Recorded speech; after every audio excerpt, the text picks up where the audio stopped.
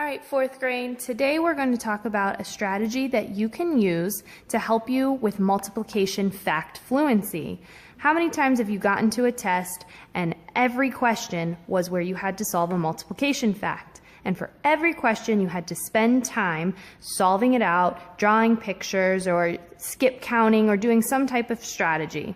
So what we're going to do today is give you a skill that you can use and do ahead of your test so that you don't have to think about those multiplication facts. So we're going to think about building this like a house. So the first thing you're going to do is build your foundation, which is the concrete or the base of your house.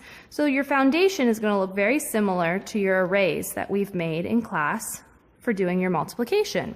So remember, you have groups of when we're multiplying. And the foundation is, like I said, your base. So these are just our numbers. And we're only going to build a foundation of numbers 1 through 9. And our foundation is going to go across the top because remember we have groups and we have how many in each group. Now, after the foundation has been set, you're going to start building the walls of your house. And the walls are the easiest part. So we're going to start with those facts that are the easiest for us. And I would hope that you would all say that your easiest facts are your ones times tables. So when we look at our table, we have one group of 1. So I know that's 1. And as I keep going, the pattern is I'm skip counting by ones. So that becomes very simple and easy to fill in. The cool part is I can do the same thing going across this way because it's still one group of 1 and one group of 2. So I can fill in my multiplication chart going this way as well. I'm going to go ahead and draw my line so that's nice and easy to see which facts I've already completed. So now I have my walls. I'm going to go ahead and continue building my house using the simplest parts. I want to do it the easiest way possible. The next facts you're probably going to want to fill in are your 2's. Well, if you look, you already have some of your 2's filled in for you, so you just have to continue. Now we've already have 2 groups of 1, which is 2, so we're going to move on to 2 groups of 2, which is 4. And then you can just continue to skip count by 2's.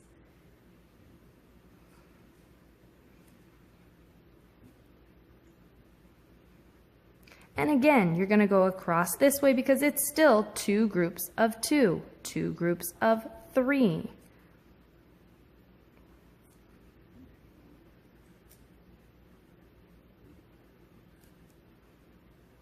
And draw your lines so that you have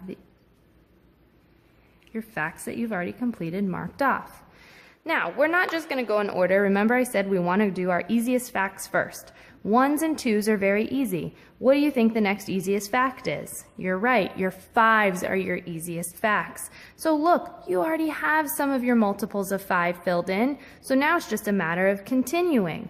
So I'm going to go ahead and go down first. So 5, 10, and then I'm just skip counting by 5's. Now be very careful. You want to make sure that you're lining it up neatly. So it does require you to be a little neat. Doesn't have to be perfect, but you still have to be neat. Notice how I'm checking before I fill in so that it's lined up the best that it can be. Now I can go across this way. Remember, this is your foundation. This is where it started. 5 groups of 1, so 5, 10, 15, 20, 25, 30, 35, 40, 45. And again, draw your lines so that you can keep track of what facts you've completed.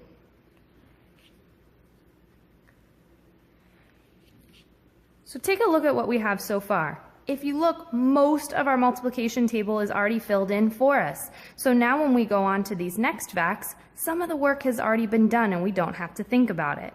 So after your 5's, what are we going to come to next? Yep, we're going to go back and do those 3's. And a really cool strategy that you can think of if you don't know your 3's times tables is you can actually do double plus another. So for example, if we're trying to do 3 times 3, I know double 3 is 6 plus another group of 3 would be 9. 4 times 3. I can double 4, which is 8, and do another group of 4, which would be 12. I already have my 15 filled in from when I did my 5, so 6 times 3. 6 doubled is 12, plus another group of 6 is 18. So that's just another way you can think about it, or you can just skip count by 3s. So 21, 24, 27. And again, draw your line so that you see what facts you've already filled in. Don't forget to do your 3s going across this way. You already have 3, 6, 9. Now it's very easy. 12, 15, 18, 21, 24, 27. Look how much of the chart we filled in, and it's been pretty simple so far. The next fact you would want to go to is your 4s. Now most of your 4s are already filled in, but a strategy you could use is to double and double again. So if we come down to what we need to start with, which is 4 times 4, I know that 4 doubled is 8, and 8 doubled is 16.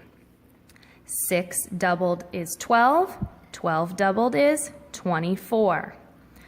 7 doubled is 14, and 14 doubled is 28. So just another quick strategy to help you remember how to solve your 4s. And then you could just continue skip counting by 4s or using the strategy I just taught you.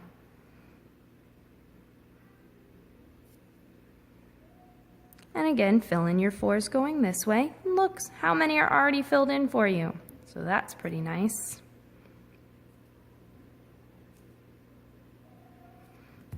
Great. Now our next step is actually going to be our 6s. And 6s are kind of nice because they're close to that multiplication of 5. We already know our 5s very easily, so we can just do times 5 and add another group. So look how many of our 6s are already filled in. We don't even have to start until 6 times 6. So remember, you're going to multiply by 5. So 6 times 5 is 30. Add another group of 6 is 36. 7 times 5 is 35, plus another group of 6. Excuse me, I'm sorry, another group of 7 is 42. Then you can continue using that strategy, or you can skip count by 6s.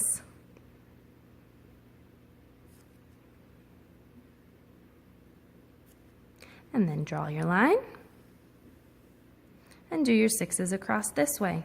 Now this time you only have to start at 6 groups of 7.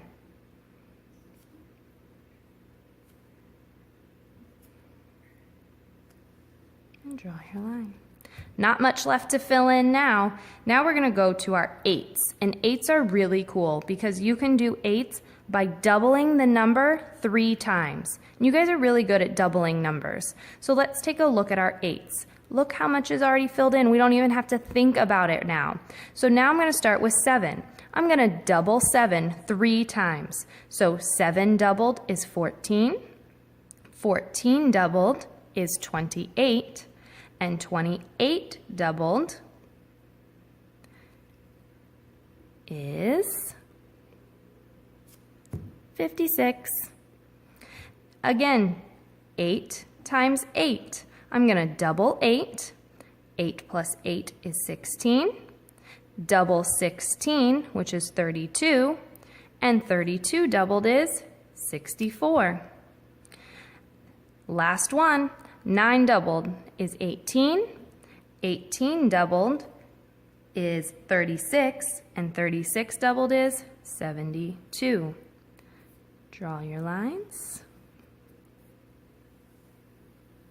And fill in across this way. Now you're only missing 2 facts going this way, so that's pretty easy.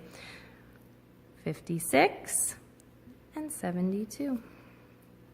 And draw your lines. So now we're going to move on to our 9s. And 9s are kind of nice because we're close to another fact that we know easily, which isn't even on our chart, but it's our 10s. We can multiply the number by 10 and then subtract a group. In this situation, you only need to fill in 2, so it's probably easier to skip count, but remember you could do multiply by 10 and subtract 1 group. So for example, I know that 7 groups of 9, I could do 7 times 10, which would give me 70, and subtract